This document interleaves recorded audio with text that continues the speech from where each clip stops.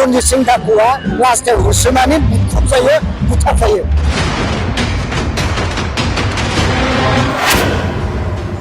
हिन्दी फिल्मनि सावथुनाव नुदों रनजित सिं दाखुआ जोबनायाव रायजोफोरजों होसोजानाय।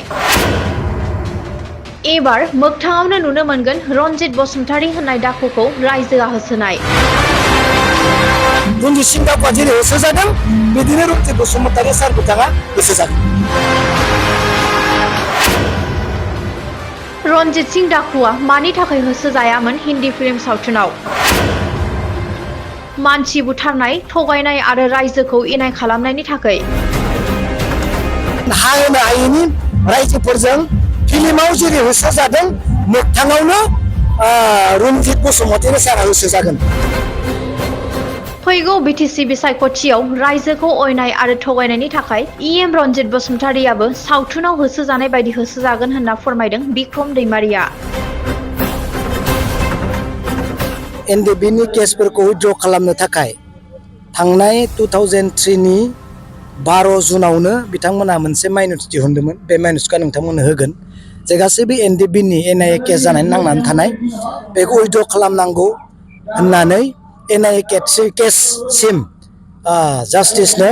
जास्टिस मोननो थाखाय लिरनानै हरगोन होननानै बिथांमोनहा माइन'रिटि दिहुनदोंमोन। बे माइन'रिटिखौ नोंथांमोननो होगोन खिन्थु दिनैसिमबो केस उइथड्र खालामाखै।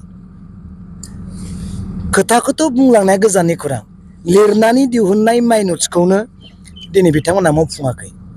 जे एनआइए केस नांनानै थानाय जेसेबां एक्स एनडिएफअफोर दङ बिसोरनि केसखौ उइथड्र खालामनाय जागोन, लाइजाम हरनाय जागोन, आर'जलाइ हरनाय जागोन होनना लिरनायानो दङ माइन'रिटिआव। जोंहा सिएम दङ, बिटिसिनि दैदेनगिरिफोर दङ, बेखौनो मावफुङाखै। बुंनायखौलाय मा फोथायनो? इएम राकेश ब्रह्म आरो रनजित बसुमतारीनि सायाव आङो राकेश सार बिथांनि सोमोन्दै बेयाव बुङा। आङो बिथांनि समस्थियाव थांनानै बुंहैगोन। नाथाय आं मोनसे खोथाखौ बुंगोन, जोंहा रनजित इएमनि सायाव बिथांनि सायाव आं बुंगोन, नोंथांमोना रनजित सिं दाखुनि सिनेमाखौ नुबाय दा? पुरुना भिडिअ आंखौला मिथिगौ रनजित सिं दाखु होननाय फिल्म गैयामोनबा? रनजित सिं दाखुआ रायजोफोरजों होसोजायो नङा होमबा? फिल्माव रायजोखौ अयनाय खालामनायनि थाखाय, रायजोखौ थगायनायनि थाखाय, रायजोखौ बुथारनायनि थाखाय फिल्माव रनजित सिं दाखुआ लास्टाव होसोनानै बुख्रुबजायो बुथारजायो।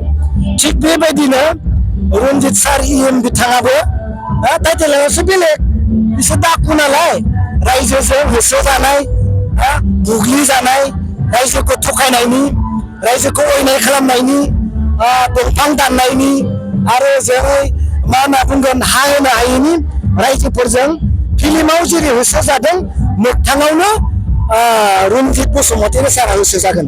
फिल्मावसो रनजित दाखुखौ होसोजादोंमोन ना आगोल, एदा मोगथाङावनो रनजित सिं दाखुआ जेरै होसोजादों बिदिनो रनजित बसुमतारी सार बिथाङा होसोजागोन।